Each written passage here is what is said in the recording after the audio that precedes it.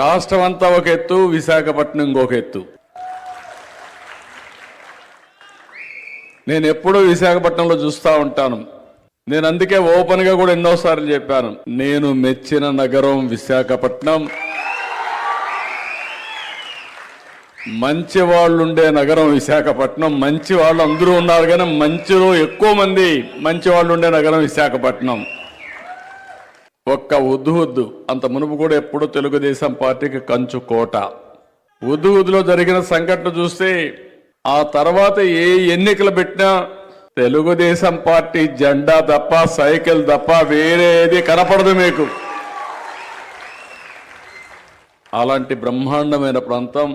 ఈరోజు నేను ఒకటే మిమ్మల్ని కోరుతాను, ఓసారి అనిపిస్తుంది మన కార్యకర్తలు ఎంత పవర్ఫుల్ అంటే, మీరు రోడ్డు మీదకి వస్తే ఎవ్వడు నిలబడలేడు.